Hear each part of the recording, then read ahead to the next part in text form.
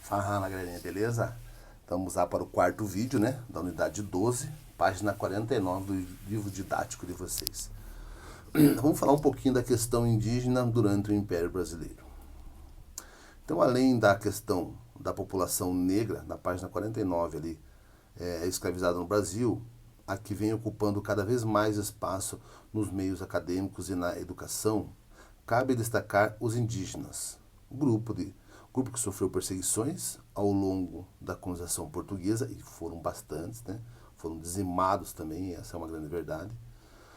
Os indígenas foram obrigados a adotar a cultura dos colonizadores, sim, a imposição religiosa e cultural aos indígenas, sofreram perseguições e muitos foram exterminados.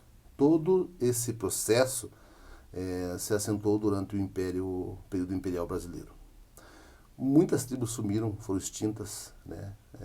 A população indígena brasileira era enorme. Então, na colônia, quando Portugal chegou, e hoje são poucas tribos, né? Principalmente na parte da Amazônia ainda tem umas tribos, mas são bem poucos, assim, se for ver. José Bonifácio, um dos idealizadores da emancipação política do Brasil, pregava a necessidade da formação de um país moderno e civilizado. Para tanto, era preciso abolir de forma gradual o trabalho escravo e promover a civilização dos indígenas. A ideia era formar indivíduos capacitados para o trabalho necessário na construção e de uma economia forte. Então, assim, transformar os índios em pessoas urbanizadas dentro do que se espera uma sociedade. Tá? Então, José Bonifácio tinha essa ideia, né? Que ele era um dos precursores, das pessoas que lutavam mesmo pela emancipação política, né? Pela independência do Brasil. Quando foi instalada a Assembleia Constituinte para a elaboração da Constituinte de 1824, ocorreu intensa discussão a respeito de a quem se destinaria a Carta Magna que seria produzida. Ficou definido que ela seria destinada aos membros da sociedade brasileira ou aos cidadãos brasileiros. Leia a seguir o pronunciamento do deputado Manuel José de Souza França sobre o tema. Nós não podemos deixar de fazer essa diferença, ou divisão de brasileiros e cidadãos brasileiros. Segundo a qualidade de nossa população, os filhos dos negros, crioulos, captivos, são nascidos no território do Brasil, mas, todavia, não são cidadãos brasileiros. Devemos fazer essa diferença. Brasileiro é o que nasce no Brasil, e cidadão brasileiro é aquele que tem direitos cívicos. Os índios que vivem nos bosques são brasileiros e contudo, não são cidadãos brasileiros, enquanto não abraçam a nossa civilização. Então, enquanto eles não adotarem completamente a civilização dos portugueses e a cultura, eles não são cidadãos brasileiros, na sua própria terra, né? Convém, por consequência, fazer esta diferença por ser heterogênea a nossa população. Bom, então assim, gente, esse trato, essas errôneas que aconteceram, todo esse erro cultural e histórico que aconteceu com os indígenas, a gente vê nesses textos, nessas histórias, e acontece até hoje, né? O índio é visto como um folgado, uma pessoa que está ali para que demarcar terra para índio, né? Então, assim, eu acho que isso é uma coisa que a gente tem que sempre estar refletindo quem estava aqui antes, né? Qual era a sociedade que morava aqui. Então, hoje, né, nós mesmos temos ascendência indígena, né? Grande parte dos brasileiros tem essa ascendência.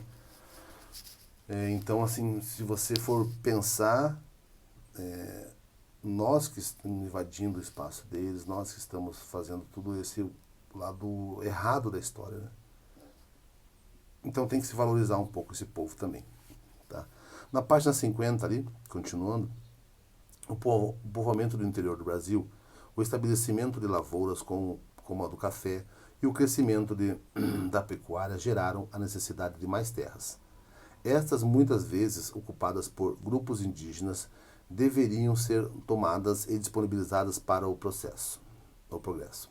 Dessa forma, os indígenas foram destinados a aldeamentos em terras devolutas ou se integraram como trabalhadores para os proprietários de terras. Então, os proprietários de terras acabaram tendo que trabalhar para essas pessoas. Então, as suas terras eram tomadas ou invadidas e eles ainda tinham que trabalhar para essas pessoas para tentar sobreviver. Até porque o índio só precisava da natureza, né, das suas terras para tirar o seu sustento e a sua sobrevivência.